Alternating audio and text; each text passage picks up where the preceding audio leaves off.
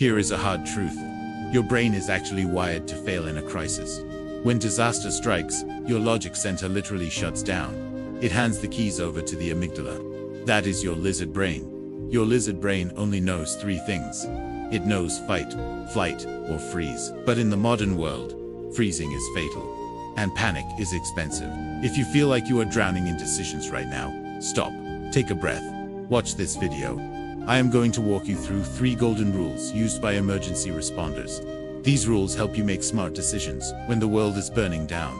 Rule number 1 feels counterintuitive. To move fast, you must first stop.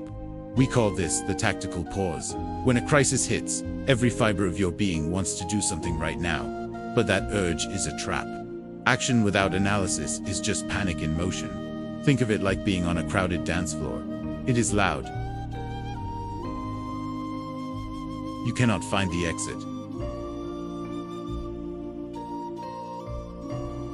You need to mentally step off that dance floor and go up to the balcony. From up there, the music is quieter.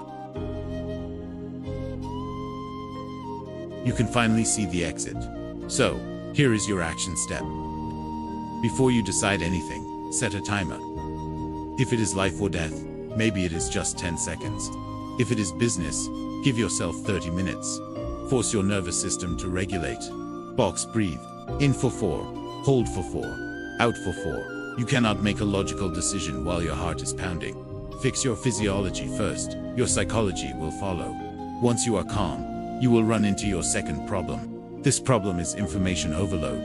In a crisis, you are bombarded with data, rumors, fears, and opinions. Most of it is noise. That brings us to rule number 2.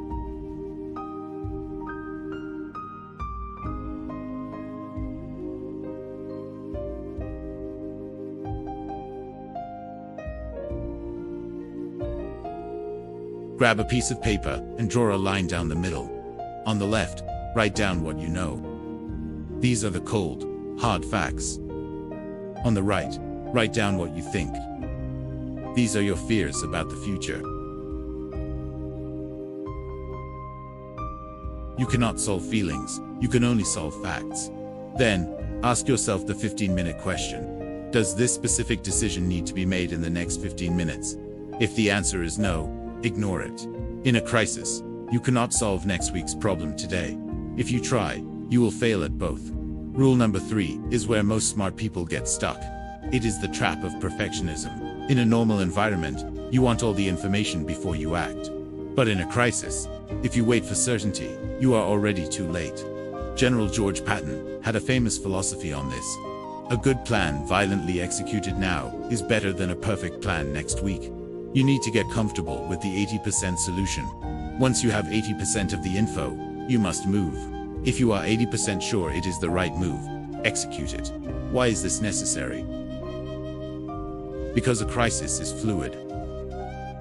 Your decision actually changes the landscape. You need to make a move just to see how reality reacts. Then you adjust based on that reaction. Think of it like steering a ship in a storm. You do not lock the wheel in one direction and walk away.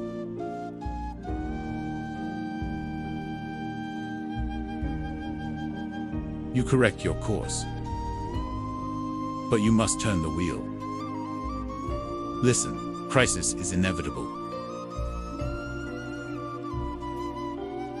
If you are in the thick of it right now, just remember the protocol.